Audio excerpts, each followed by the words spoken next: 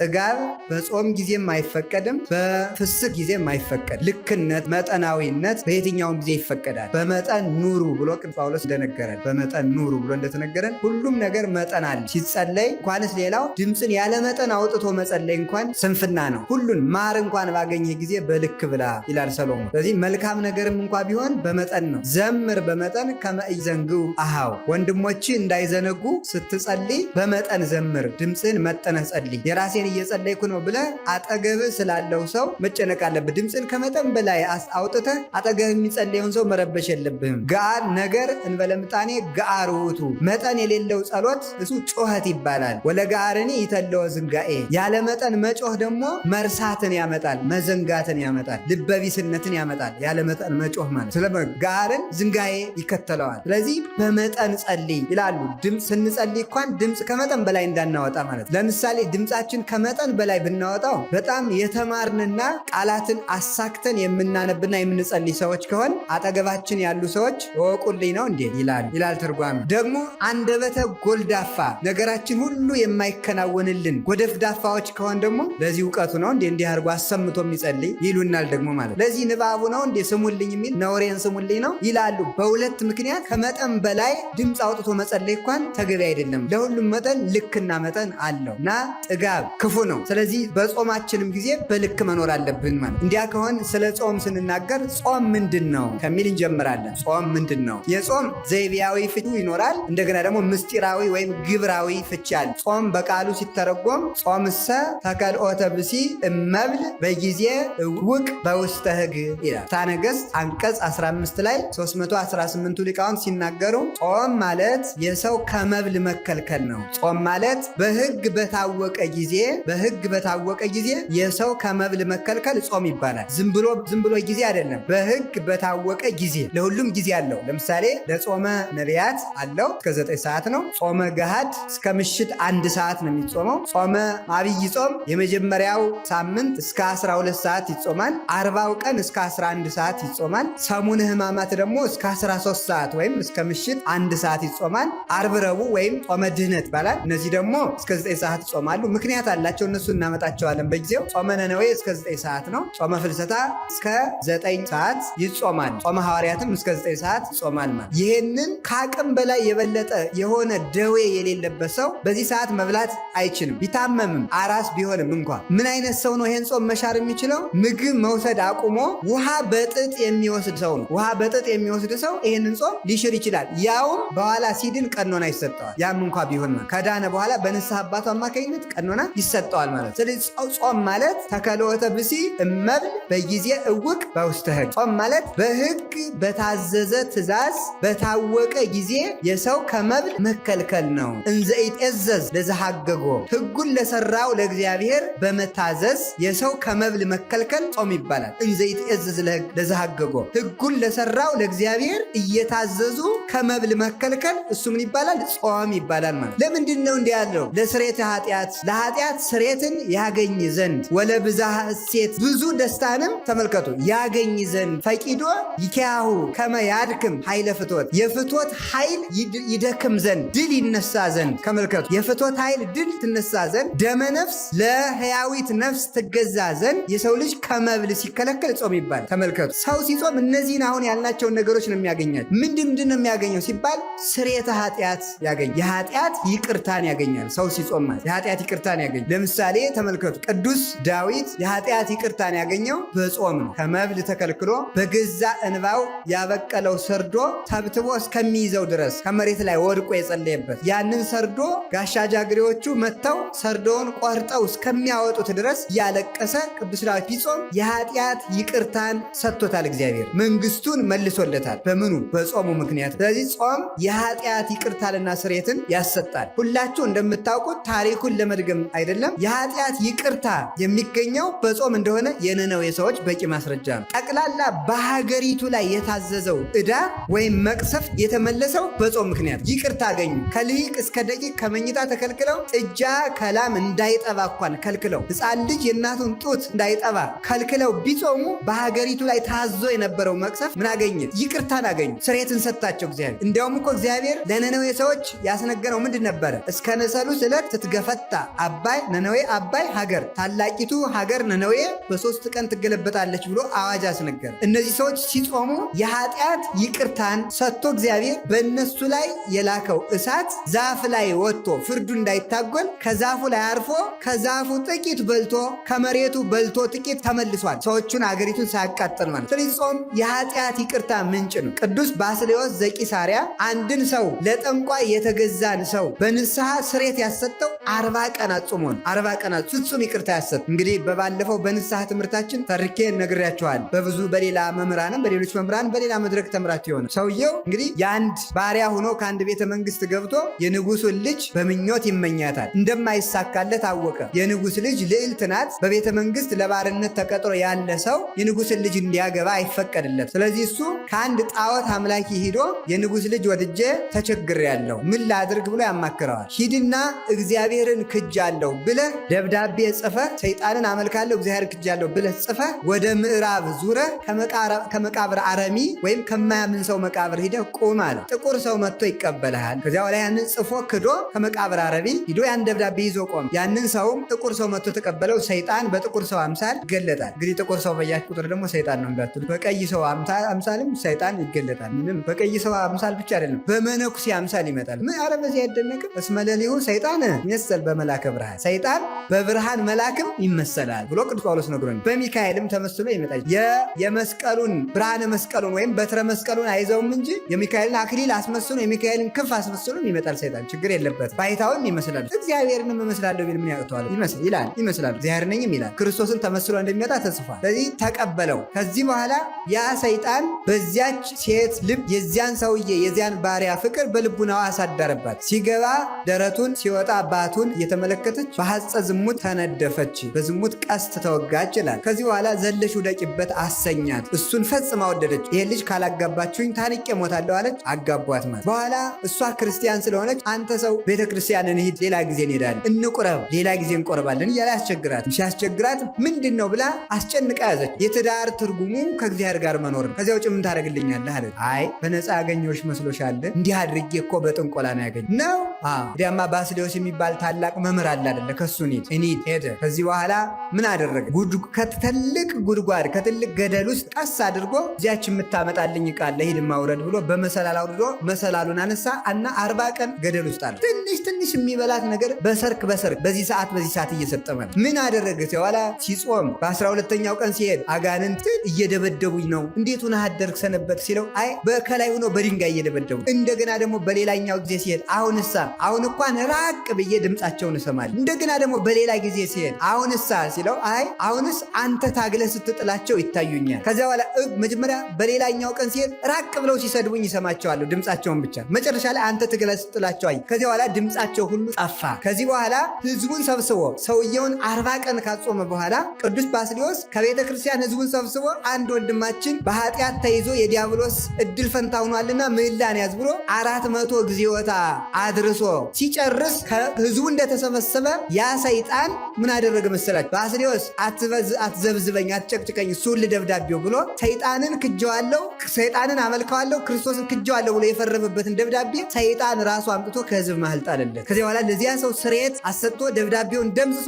ቅዱስ ባስልዮስ ቅዱስ ስጋውን ክቡር ደሙን ለዚያ ሰው ሰጠው ማለት። በ40 ቀን ጾም ነው ስርየት ያሰጠው ማለት እና ጾም የኃጢአትን ዕዳ ይፍቃል። መቅሰፍትን በኃጢአታችን ምክንያት ሊመጣብን ሊታዘዝ የነበረውን መቅሰፍት ያርቃል። ከያለ ጊዜያችን ከመቀሰፍ ይሰውራል ማለት። ቅስፈትን ያርቃል። የኃጢአት ይቅርታን ያሰጣል። የኃጢአታችን ይቅር ሲባል የኃጢአት ስርየት ጥቅሙ ምንድነው ስትሉ ከእግዚአብሔር ጋር ማኖሩ። እግዚአብሔር ባህሪው ንጹህ ስለሆነ በረከሰ ቦታና በረከሰ ሰውነት አድሮ አይኖርም። በረከሰ ቦታና በረከሰ ሰውነት አድሮ ስለማይኖር ኃጢአት ባለበት እግዚአብሔር የለም። ስለዚህ ኃጢአታችን ሲፋቅ የምናገኘው ትልቁ ጸጋ ማን ነው? እግዚአብሔርን ራሱ ነው። እግዚአብሔር ያን ጊዜ መጥቶ ይዋሃዳናል። እግዚአብሔር ከሰው ጋር እንዳይኖር የሚያደርገው ምንድነው ካላችሁ ኃጢአት። ትንቢተ ኢሳይያስ ምዕራፍ 55 ላይ ሲናገር እናንተ የእስራኤል ሰዎች ጾመናል አልሰማህንም ትላላችሁ፣ ጸልየናል አልሰማህንም ትላላችሁ፣ ሰግደናል አልሰማህንም ትላላችሁ፣ ዕጣን መስዋዕት አቅርበናል አትሰማንም ትላላችሁ። ነገር ግን እኔ የምፈልገው ጾም ይሄ አይደለም። እናንተን እንዳላያችሁ ያደረገኝ ኃጢአታችሁ በመሃል በእኔና በእናንተ መካከል እንደ ግድግዳ ቆሞ ነው ይላል። ትንቢተ ኤርምያስ ምዕራፍ 3 ላይ ሲናገር እናታችሁን ያሰናበትኩበት የፍቺ ደብዳቤ ወዴት አለ?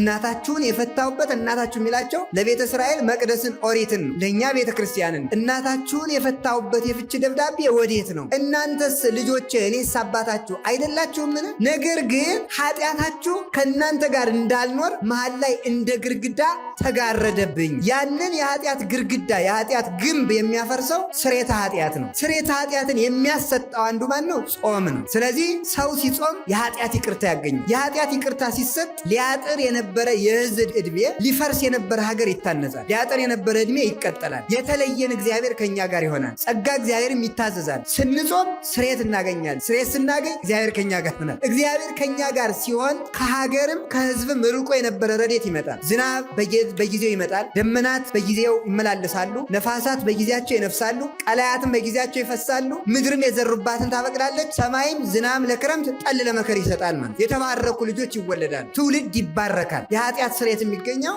አንዱ በጾም ነው። ስለዚህ ስርየተ ኃጢአት ለማግኘት አይነተኛው መድኃኒት ጾም ነው ማለት ነው። ጾመን የኃጢአት ይቅርታ እንድናገኝ አምላክ ቅዱሳት ይርዳን። ጾም ምን እንደሆነ እያያችሁ ነው። ሁለተኛው ተመልከቱ። ብዝሃ ሐሴትን ደስታን ይሰጣል። ጾም ደስታን ያጎናጽፋል፣ ሐሴትን ይሰጣል ማለት መብል ሐዘንን ትካዝን ያበዛል። ለምን ሲባል መብል ባለበት ፈትዋ አለ። ባለፈው እንደተነጋገር ነው እንጨት በጨመርን ቁጥር እሳት እንደሚነደው መብል በጨመርን ቁጥር ፍትወት በሰውነት ይቀሰቀሳል፣ ይሰለጥናል ማለት። ስለዚህ ያን ጊዜ ደግሞ ፍትወት ሲያድርብን ትካዜ ያድርብናል፣ ሐዘን ይሰለጥናል፣ ጸጋን እናጣለን ማለት። ጸጋን ስናጣ ሐዘን ይከተላል። ወደ አዳምና ወደ ሔዋን ተመልሳችሁ አዳምና ሔዋን ባልበሉበት ወቅት ደስተኞች ነበሩ። ሲበሉ ጸጋቸው ተገፈፈ። ያልተፈቀደላቸውን ጾምን ሲሽሩ ማለት ጾምን ሲሽሩ አባቶቻችን በለስን በብዙ ጎዳና ነው የተረጎመ። ሔዋንና አዳም ቆርጠው የበሏት በለስ እውቀት ተብላ ትተረጎማለች፣ ሕግ ተብላ ትተረጎማለች፣ ፍቅር ተብላ ትተረጎማለች፣ ጾም ተብላ ትተረጎማለች። እነዚህ ሁሉ ነገሮች ነው በለስ ተብለው የሚተረጎሙ። ስለዚህ ምንድነው ሲባል እነሱ ሳይበሉ ደስተኞች ነበሩ። ያልተፈቀደላቸውን ሲበሉ ግን ጸጋቸው ተገፈፈና ሐዘንተኞች ሆኑ። ስለዚህ ሰው በለስን መሻር፣ አዳምና ሔዋን በለስን በሉ ማለት ሰው ጾምን ሻረ ማለት። ሰው ጾምን ሻረ። በለስ ለአዳም የተሰጠችው በጾምነት ነው። ጾም ናት ያቺ። ስለዚህ ያቺ ጾም ስትሻር ጸጋ ተገፈፈ። ጸጋ ሲገፈፍ ሐዘን ሰለጠነ ማለት። ስለዚህ ለሔዋን በሕማም ለዲ ወወሊደኪ ይኩን ምግባይኪ ሀበ ምትኪ ተባለ። በሕማም በጭንቅ ውለጅ ተባለ። ፈቃድሽም ወደ ባልሽ ይሁን። አዳምም ጥረህ ግረህ ብላ። ልፋት፣ ድካም፣ ስራ፣ ፍትወት፣ ደዌ እንዲህ ያለው ነገር ሁሉ የሚሰለጥነው ጾምን በመሻር ነው። ደዌ ደግሞ የሚርቀው በአንጻሩ ውጣ ውረድ የሚርቀው ምንም የማያተርፉበት ድካም የሚርቀው ትንሽ ሰርቶ ብዙ በረከት ማግኘት የሚመጣው ከጾም የተነሳ ነው። ስለዚህ ጾም የደስታ ምንጭ ሲሆን መብል ደግሞ የሐዘንና የትካዜ ምንጭ ነው። በረከትን ይገፋል ማለት። በረከትን ከኛ ጋር አጽንቶ የሚያኖረው ጾም ነው። ሰው በጾመ ቁጥር በረከት እየተጨመረለት ኃይል እየተጨመረለት ይሄዳል ማለት። ኃይል ሰው ሲበላ ደግሞ ድካም እየተጨመረበት ይመጣል። ልክ ተመልከቱ፣ ስጋን የሚያቆመው መብል እንደሆነ ነፍስን የሚያቆማት ጾም ነው ማለት። ሰው ሳይበላ 7 ቀን ቢቆም እንደሚደክመው ሁሉ ሰው ሳይጾም ደግሞ ብዙ ዘመናትን ባሳለፈ መጠን ነፍሱ እየደከመች ትሄዳለች። ጾም የሚፈውሰው የነፍስን ቁስል ነው። ነፍስ ስትፈወስ ደግሞ ስጋ ይፈወሳል ማለት። የስጋ ፈውስ አረቦኑ የነፍስ ፈውስ ነው ይላሉ ሊቃውንት። አረቦኑ ምን ማለት ነው? ሰው ከጾም ከስጋ ፈውስ በፊት የነፍስ ፈውስ ይቀድማል ማለት። የነፍስ ፈውስ ይቀድማል። ስለዚህ ነበረ ጌታችን ኢየሱስ ክርስቶስ የታመሙ ሰዎችን ሲፈውስ ምንድን ነበር የሚለው? ኃጢአትህ ተሰረየችልህ ነበር የሚለው። ኃጢአትህ ተሰረየ፣ አንተ እገሌ ጆሮህ ድኗል፣ አፍህ ድኗል፣ ወገብህ ድኗል፣ እግርህ ድኗል ሳይሆን የሚለው እጅህ ድኗል ሳይሆን የሚለው ኃጢአትህ ተሰረየችልህ። ኃጢአትህ ተሰረየችልህ የሚለው ለምንድን ነው? የኃጢአት ይቅርታን ሲሰጠው ደዌውንም ይፈውሰዋል። ስለዚህ ተመልከቱ፣ ጾም ትፈውስ ቁስለ ነፍስ ያለው ቅዱስ ያሬድ ለዚህ ነው። ጾም የነፍስን ቁስል ትፈውሳለች ይላል። ነፍስ ሲፈወስ የስጋ በሽታም ይርቃል፣ የስጋ ደዌም ይርቃል። ስለዚህ ደስታን ይሰጥናል ማለት። የተገፈፈ ጸጋ ይመለሳል። ጸጋን የሚመልሰው ጾም ነው። ጸጋን የሚገፈው ደግሞ መብል ነው። ስለዚህ ጾም የደስታ ምንጭ ነው፣ መብል ደግሞ የሐዘን ምንጭ ነው። አዳም ከበላ ጀምሮ ሐዘን መጣበት። ለምን ስትባሉ ፍትወታት እኩያት ኃጣው ርኩሳትን ሰብስቦ ኦሪት ዘፍጥረት ምዕራፍ 3 ቁጥር 17 ሲናገር እሾህና አሜከላ ይብቀልብህ ብሎታል። ምድር ባንተ ምክንያት እሾህና አሜከላን ታብቅልብህ። ተመልከቱ፣ ምድር ባንተ ምክንያት እሾህና አሜከላን ታብቅልብህ ያለው ምንድን ነው? ሁለት ነገር ነው የሚተረጎሙ።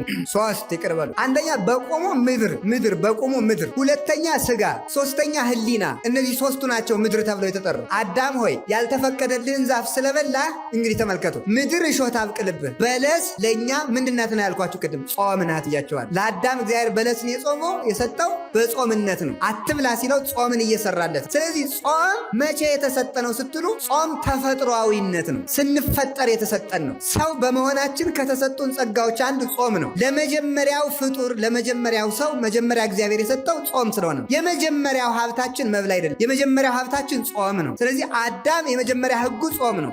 ነገር ግን ሲበላ ምን አለው እግዚአብሔር? በአንተ ላይ ምድር እሾህ ታብቅልብ። ለምን? ጾም ስለገደብ። ስለዚህ ሰው ጾም ሲሽር ምን ይበቅልበታል? ምድር እሾህ ታበቅልበታለች። ምን አይነት እሾህ? አንደኛ ምድር በቁሟ እሾህ ታበቅልበታለች። ሁልጊዜ ለሚበላ ሰው ወዳጆቹ እሾህ ይሆኑበታል። የተሰማራበት ሜዳ ሁሉ እሾህ ይሆንበታል። ቢያስተዳድር የሚቀበለው የለም፣ የሚገዛለት አገኝ። ቢያገባ ትዳሩ ይበተንበታል፣ ይናጋል። ቢነግድ ገንዘቡ አይበረክትለት። ዘመዶቹ ጠላት ይሆናሉ፣ ወዳጆቹ ይክዱታል። ዓለም በሙሉ እሾህ፣ የበላው ደዌ ይሆንበታል። መኝታው ሁሉ እሾህ ይሆናል፣ ቤቱ እሾህ ይሆናል። ሀገር ሁሉ ለሱ የማይመች ይሆናል። ምድር እሾህ ትሁንብ ማለት ያየኸው፣ የሰማኸው፣ የረገጥከው፣ የጨበጥከው ሁሉ አይመችህ ማለት። ጾም ለሚሽር ሰው የትም ዓለም አይመቸውም። ዓለም ሁሉ ለሱ እሾህ ትሆንበታል። የትም ተቀምጦ ተመችቶት አይቀመጥም፣ ተመችቶት አይተኛም፣ ተመችቶት አይውልም፣ ተመችቶት አያድርም ማለት። ስለዚህ የነካው ሁሉ እሾህ የሚሆንበት፣ የትም ሂዶ ተሰዶ የሚመጣ ማለት። ስለዚህ ምድር እሾህ ታብቅልብ ማለት መሬት አትመችህ ማለት። ይሄው ለአዳምና ለልጆች ዛሬ መሬት የማትመች ናል። ዛሬ ጌታችን ኢየሱስ ክርስቶስ መጥቶ ተወልዶ ከባረካት ወዲህ ግን ምድርን ለበረከት አድርጎልናል። ያን እሾህ ነቅሎ ማለት። ሁለተኛ ደግሞ ምድር እሾህ ታብቅልብህ የተባለ ስጋህ በሽታ ያብቅልብህ ማለት። በሽታ ያብቅልብህ። ለመጀመሪያ ጊዜ ደዌ ወደ ምድር የመጣው በምን ምክንያት ነው ካላችሁኝ፣ ጾም በመሻር። በሽታን ወደዚህ ዓለም ያመጣው ምንድን ነው ካላችሁኝ፣ ጾምን መሻር፣ በለስን መብላት። ጾም ስንሽር ደዌ ወደዚህ ዓለም መጣ ማለት። አሁን ሳይንሶችም ሰምታችኋል። ሰው ቢያንስ እስከ ስንት ሰዓት መጾም አለበት ብለዋል። ጾም አሁን ለካንሰር መድኃኒት አይነተኛ ፈውስን። ሰምታችሁ እንደሆነ ሂዱና ሐኪሞችን ጠይቋቸው። የሚጾሙ ሰዎች ከሚጾሙ ሰዎች ስንት ፐርሰንቱ እንዳላችሁ አላጠናሁት። ፐርሰንቱን ረስቼዋለሁ፣ ወሬ ሰምቼ ስለሆነ ሐኪም ስላሉ። ከፍተኛ ከካንሰር ጤና የሆኑ ሰዎች ጾመኛ ሰዎች። ስለዚህ የሚበልስ አሁን ኮሌስትሮል የሚባል በሽታ ታውቃላችሁ አይደል? ምንድን ነው የሚያመጣው? መብላት እኮ ነው። 24 ሰዓት መብላት ማለት። ስለዚህ ጾም ጤናን ይሰጣል፣ የጤና ምንጭ ነው። አሁን ወደ ነፍሱ ሳንሄድ ወደ መንግስተ ሰማያት ምናምን እሱን ተውትና በምድር ጤነኛ ሆኖ ለመኖር በራሱ ጾም ነው፣ መብል ነው በሽታን ያመጣብን ማለት። እያንዳንዱን ተመልከቱ። እያንዳንዱን ደዌ የሚቀሰቅሰው ምንድን ነው? በሽታ ነው። ቆይ ሐኪሙ መጀመሪያ ሕክምና ሲጀምር ምንድን ነው የሚለው? በሽታው ሲነሳ የቀሰቀሰብን ምግብ አጥንተህ ከዚያ ተቆጠብ አይደለም እንዴ? መጀመሪያ የሚለው እኮ ማለት ምክንያት ለበሽታ ጨጓራ አሞኛል ካል በምን እንደተነሳበት አስታውሳለህ? ሲነሳ የበላው ምግብ ምን ነበር ነው የሚለው ማለት። ይህ ምግብ የበሽታችን ሁሉ ምንጭ ነው። ስኳር ቢያበዛ ሰው ምን ይሆናል? አንዱን ይሆናል። ምን አንዱን ቢያበዛ ምን ይሆናል? አንዱን ይሆናል። ሐኪም እንደሚያውቀው ማለት። ስለዚህ መብል የደዌ ምንጭ ነው። የደዌ ምንጭ ነው። ጾም ደግሞ የጤንነት ምንጭ ነው። ስለዚህ አባታችን አዳም በሽታ ይሰልጥንብህ ተባለ። ይኸው ራስ ፍልጠት፣ ሆድ ቁርጠት በበሽታ ምክንያት የመጣ ነው ማለት፣ በጾም መሻር ምክንያት የመጣ ነው። ሌላው ደግሞ ምንድን ነው? ፍቶታት እኩያት ኃጣው እርኩሳት ይሰልጥኑብህ ማለት፣ እሾህ ይብቀልብህ የተባለ ሶስተኛው ጾምን በመሻር ያበቀልነው እሾህ ምንድን ነው? አንደኛው ተመልከቱ ምን ሆነ? ደዌ ሆነ ማለት። እንደገና ደግሞ በምድር ላይ ስደተኛ መሆን፣ ይሄንም ጾም መሻር ያመጣው ነው። ሶስተኛው ደግሞ የህሊና መታወክን የሚያመጣው መብል። ጾመኛ ሰው ርቱ ህሊና ነው ያለ። እዩት፣ በአብይ ጾም የሚኖራችሁን ህሊና እና በባለ 50 ውስጥ ያላችሁን ህሊና መርምሮት ራሳችሁ ማለት። በአብይ ጾም ጸጥ ያለ የተሰበሰበ ህሊና ነው የሚኖር። ብዙ ጊዜ አይታችሁ ከሆነ ሰው ምን ይላል? በአብይ ጾም ነው ጉባኤ ማዘጋጀት ይላል። ለምሳሌ ሰው ሰበካ ጉባኤውን ስትሰሙ የዚያን ጊዜ የሰው ህሊና ይከተታል። መብላያችሁ በታይ ነው በእውነቱ ማለት ይሰጥማል። ሊቆም እንደተናገረው ሆድ መርከብ ነው ተባብለን የለም? ሆድ መርከብ ነው። መርከብ ያለ ልክ ሲጫን ተሳፋሪዎቹ እንደሚሰጥሙት ሰው ያለ ልክ ሲበላ በጎ እቅድና በጎ ህሊና ሁሉ ይሰጥማል። ስለዚህ ቀሊለ ህሊና ይኖረናል ማለት። ትጋት ይሰጠን። የትጋት ምንጭ ጾም ነው። ስጋው ለጸዋሚ ኢይትከሃሎ ከመ ይኑም ኩላ ሌሊተ ፊልክስዩስ የሚናገር የጾመኛ ሰው ሰውነት ሌሊቱን ሙሉ ተኝታ ማደር አትችልም የሚለው ማለት። ጾመኛ ሰው ትጋት ይሰጠዋል፣ ከደዌም ይድናል፣ ርቱ ህሊና ይኖረዋል ማለት። የሚበጻበስ በውሳኔ የተከፈለ ልብ ያለው ይሄ ልክስክስክስ ያለ ህሊና የሚኖረን በላተኞች ከመሆናችን የተነሳ ነው ማለት። በላተኞች ከመሆናችን የተነሳ ነው። ስለዚህ ርቱ ህሊና ይሰጠናል። ፍትወት አይሰለጥንብንም። ክፉ ህሊና አይሰለጥንብንም። አድመኝነት አይሰለጥንብንም። ሰውን መደባደብ፣ ትኩሳት የሆነ ነገር ሁሉ፣ ለቁጣ መቸኮል ሁሉ አይሰለጥንብንም ማለት። ራስን የመግዛት ምንጩ ጾም ነው ማለት። ራስን የመግዛት ምንጩ ጾም ነው። እንግዲህ እነዚህ ሁሉ ነገሮች ፍትወታት፣ እኩያት፣ ኃጣው፣ ርኩሳት፣ ክፉ ህሊና በጾም ይርቃል። ክፉ ህሊና በጾም ይርቃል። ልክ ተመልከቱ። አላችሁ የላችሁ ዛሄር ከሁላችን ጋር ይሆን። አሁን እዚህ አካባቢ የተቋተ ውሃ ቢኖር እዚህ ላይ የሚራቡ ተሐዋስያን ይኖራል። ያንን ውሃ ስንጠርገው ግን ተመልከቱ እነዚያ ተሐዋስያን ሁሉ ምን ይላሉ? ይርቃሉ ማለት። ለምሳሌ የወባ ትንኝ እዚህ ላይ እንዳይራባ ይላሉ ሐኪሞች። በአካባቢ የተቋተ ውሃ እንዳይኖር ጥረጉ ይላል። የሳይንሳዊ አድርገውት ነው። በእኛም በቤተ ክርስቲያን ኦሪት ዘፍጥረት ላይ ያለ እኮ ነው። እግዚአብሔር መሬት ጥሩ ዘር እንድታበቅል ከማድረጉ አስቀድሞ ምንድን ነው ያለ? በመሬት ላይ የተኛውን ውሃ ሰበሰበው ነው። መሬትን ጠፈፍ አደረጋት። ተሐዋስያን ውሃውን ስናነሳው እንደሚርቁ ስንጾም አጋንንት ይርቃሉ። ክፉ ሕሊና ይርቃል። ፍቶት ይቀነሳል። ስጋችን መገራት ይችለዋል ማለት ገሪር ይሰጠን። አሁን ተመልከቱ፣ ጾም በስጋ ሲገራ ሕሊና ለልብ ይገዛል፣ ልብ ደግሞ ለእግዚአብሔር ይገዛል። ተመልከቱ፣ አሁን በቤተ ክርስቲያናችን ስርዓት የመጀመሪያው በአብይ ጾም የመጀመሪያው እሁድ ተቀነዩ ይባላል። ቅዱስ ያሬድ ነው ስም ያወጣል። ተቀነዩ ለእግዚአብሔር በፍርሃት ወተሐሰዩ ሎቱ በረአድ የሚለውን የማሕሌት ባለሙያዎች የድጓ መምህራን በጾመ ድጓቸው ይህንን ያንቆረቁሩታል። የመጀመሪያው ጾም መግቢያ ምን ይባል? ተቀነዩ። እንግዲህ ለእግዚአብሔር ተገዙ ይላል። ለምንድነው የመጀመሪያው እሁድ ተገዙ የተባለ? ተቀነዩ ተብሎ የተነገረ አከለክሙ መዋዕል ዘሐለፈ ዘተቀነይክሙ ለግእዘ ሥጋክሙ፣ ለሥጋ ፈቃዳችሁ የተገዛችሁበት ጊዜ ይበቃል ይላል ቅዱስ ያሬድ። ለሥጋ ፈቃዳችሁ የተገዛችሁበት ጊዜ ይበቃል። አሁን ለእግዚአብሔር በፍርሃት ተገዙ። ለምንድነው ጾም ሲመጣ ለእግዚአብሔር ተገዙ የሚባለው? ለእግዚአብሔር መገዛት ማለት እግዚአብሔርን በልብ ማምለክ፣ ልብን ለእግዚአብሔር ማስረከብ ነው። ልብ ብላችሁ ስሙ። ልብን ለእግዚአብሔር ማስረከብ ለእግዚአብሔር መገዛት ከሆነ ልብ ለእግዚአብሔር መገዛት የሚችለው ምን ሲገዛ ነው ሲባል ስጋ ለነፍስ ሲገዛ ነው።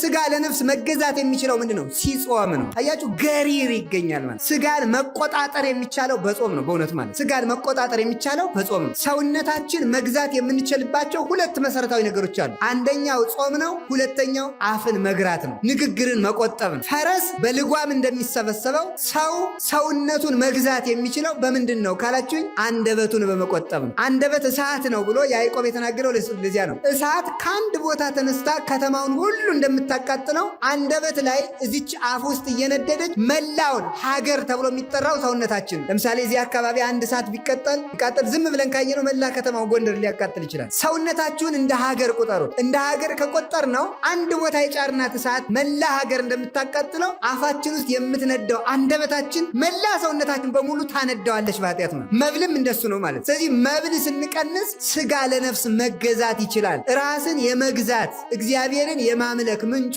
ጾም ነው ማለት። ራስን የመግዛትና እግዚአብሔር የማምለክ ምንጩ ጾመኛ ሰው በእውነቱ ከዝሙት መቆጠብ ይችላል፣ ከስድብ መቆጠብ ይችላል፣ ከመግደል መቆጠብ ይችላል፣ ከመደንፋት፣ ከኩራት፣ ከትዕቢት፣ ከማን አለብኝነት፣ እኔ እበልጣለሁ ከማለት ከዚህ ሁሉ የሚሰበስበን ጾም ነው። ስለዚህ ጾም የዚህ ሁሉ ምልክት ነው ማለት። አላችሁን? የላችሁ? እግዚአብሔር ከሁላችን ጋር ይሁን። ሌላው ጾም የፍቅር ምልክት ነው። ጾም የፍቅር ምልክት ነው። እንዴት ነው ጾም የፍቅር ምልክት የሚሆነው? አሁንም ወስዳችሁ ወደ አዳምና ወደ ሔዋን ነው ወስዳችሁ። እግዚአብሔር አዳምን መጀመሪያ ፈጥሮ ከዚህ እንጨት እንዳትበላ ያለው ለምንድን ነው? እግዚአብሔር እኮ በገነት አዳምን ከከለከለው እጽዋት ለአዳም የፈቀደው እጽዋት ይበዛል ነው በመጽሐፍ ቅዱስ የተነገረ። እግዚአብሔር ለአዳም በጣም ብዙ ሺህ እጽዋትን ሰጥቶ አንድ እንጨት ብቻ ከለከለው። ለምንድን ነው ተብሎ ሲነገር ያችን እንጨት የማይበላት አዳም እግዚአብሔርን በመውደዱ ምክንያት፣ ያችን እንጨት ሲበላ ግን ከእግዚአብሔር ይልቅ ይችን እንጨት እመርጣለሁ ማለት ነው። በመብል ምክንያት ከእግዚአብሔር ጋር ተጣላ ማለት ነው። እግዚአብሔርን መናቅ፣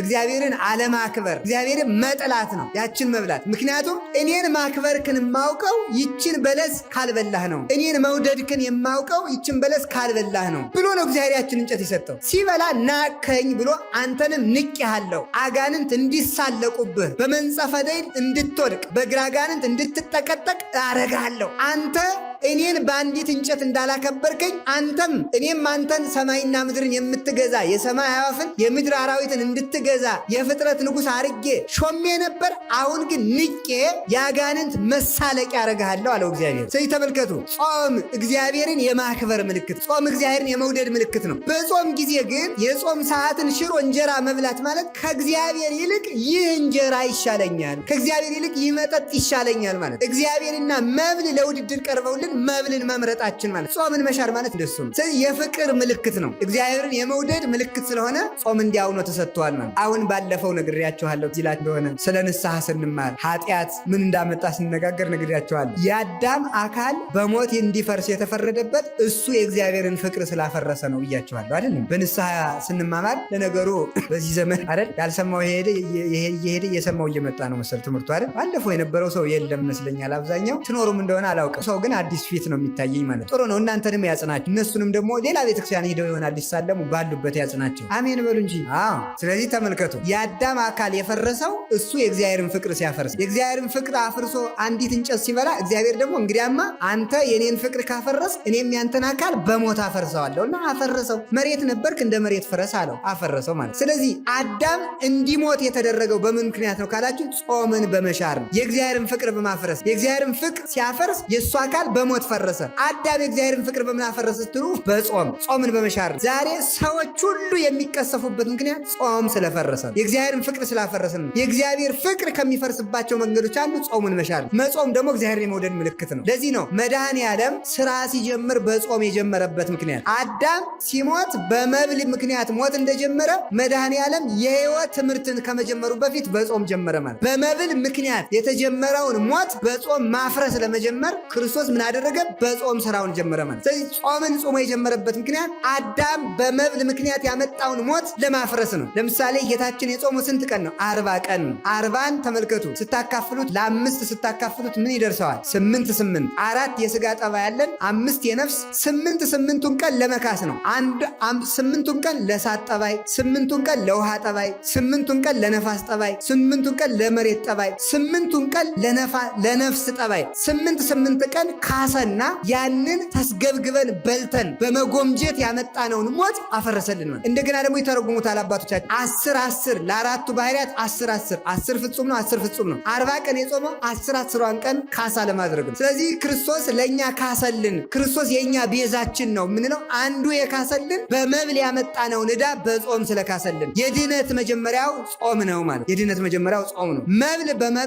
ሞት በመብል ተጀምሯል፣ ድህነት በጾም ተጀምሯል። ሞት የተጀመረው በሆድ ነው፣ ሕይወት የተጀመረው በጾም። ይህንን ለማድረግ ነው። እንዲያውም ጌታ እንዲህ ብሏል እኮ ኦሪት ዘፍጥረት ምዕራፍ 2 ቁጥር 17 ላይ ተመልከቱ። እስመ በጊዜ ትበሉ እምኔሁ ይላል። ተመልከቱ አሚሃ ሞተ ትመውቱ፣ ከዚህ እንጨት በበላችሁ ቀን ትሞታላችሁ። ኦሪት ዘፍጥረት ምዕራፍ 2 ቁጥር 17 ላይ ከዚህ እንጨት በበላችሁ ቀን ትሞታላችሁ። ሰው ሞትን የሚጠራው ጾም ማፍረስ የጀመረ የጾምን ሕግ ሲያፈርስ፣ የጾምን ሰዓት ሲያፈርስ፣ ሰው በጾም የተከለከለውን መብላት ሲጀምር ሞትን እባክህ ዛሬ መጥተህ ከኔ ቤት እደር ብሎ ሞትን እየጠራው ነው። ሰው ሞትን መጥራት የሚጀምረው ጾም በማፍረስ። ስለዚህ በበላችሁ ቀን ትሞታላችሁ። ሁላችሁ ምዕመናን ይህን ቃል ተናገሩት። በበላችሁ ቀን በሉ ምን ትላላችሁ ነው ያለ? ትሞታላችሁ። ሰው መሞት የሚጀምረው መብላት ሲጀምር፣ ያለ ሰዓት መብላት ሲጀምር መሞት እየጀመረ ነው። ዓርብ ረቡዕን ቀንሷት በ7 ሰዓት ብሉ በ5 ሰዓት ብሉ ሲያሰኛት ሞት እየጀመርኩ ነው ማለት አለባችሁ። ያለ ጊዜያችሁ መብላት ስትጀምሩ ሞት እየጀማመረኝ ነው ማለት አለባችሁ። ሕይወት የሚጀመረው በመብል ነው። የሚያስደንቃችሁ ሞት የሕይወት መንገድ ሲሆን፣ ጾም የሕይወት መንገድ ሲሆን፣ ጾም ደግሞ የሞት ጎዳና ነው። አዳም በለስን ባይበላ በ50 ዓመቱ የት ይገባ ነበረ? ዕፀ ሕይወት የምትባልን ዛፍ ይበላ ነበረ። ዕፀ ሕይወትን የምትባልበት ዛፍ ምን ያደርጋል? ይበላል። በልቶ ለዘላለም ይኖራል።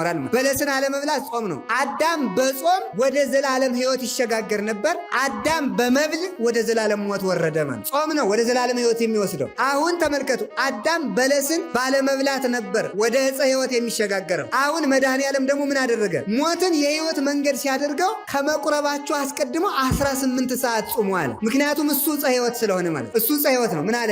አነ ውእቱ ህብስተ ሕይወት፣ እኔ የሕይወት እንጀራ ነኝ አለ። የሕይወት እንጀራ ስለሆነ አዳም ወደ ዕፀ ሕይወት መድረስ የሚችለው በለስን ባለመብላት በጾም ነበረ። አሁን እውነተኛው ዕፀ ሕይወት ክርስቶስ መጣና ወደ እሱ ስጋና ደም ከመድረሳችን አስቀድሞ 18 ሰዓት እንድንጾም አደረገ ማለት። ጾም የሕይወት ጎዳና ነው። ሕይወት ማን ነው? ክርስቶስ። ሕይወት ክርስቶስ ስለሆነ ወደ ሕይወት መድረስ ቻለው። ምን አደረገው? በጾም አደረገው ማለት። የሚጾሙ ሰዎች ወደ ሕይወት ይደርሳሉ፣ ከሞት ይነጠቃሉ። እንደምታስታውሱት ማን ነው? ነቢዩ ኤልያስ ከሞት የተሰወረው በምን ይመስላችኋል? በጾም።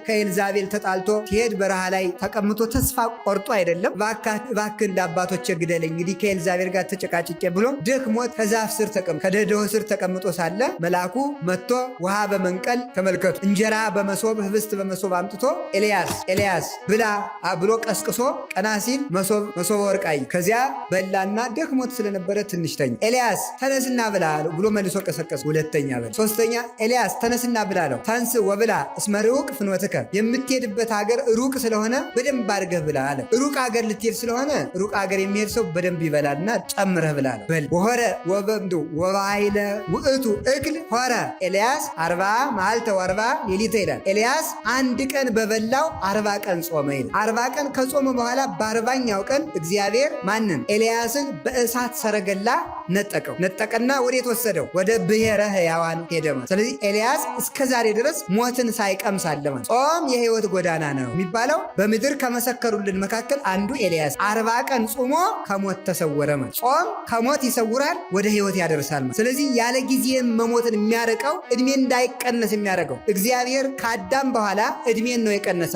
አዳም 1000 ዓመት ኖሮ ነበር መንግስተ ሰማያት የሚገባው። ኃጢአት ሲሰራ 930 ዓመት ብቻ ኖሮ ሞተ፣ 70 ዓመት ተረፈች። ያችን የተረፈችውን እድሜ እግዚአብሔር ለአዳም ልጆች ሰጣት። ከዚህ የተነሳ የሰው እድሜው ቢበዛ 70 ወይም 80 ሆነ። ከወፈድፋዶን ሰምላ ጻማ ወህማም። ከዚያ የተረፈው ግን የድካም ዘመን ተብሏል። 120 140 ቢኖር ሰው የጻማ የድካም የመሰልቸት ተብሎ ተነግሯል ማለት። ስለዚህ እግዚአብሔር እድሜን አሳጥሯል። እድሜን ከአዳም በኋላ ከተነሱን ጸጋዎች አንዱ የእድሜ በረከት ነው።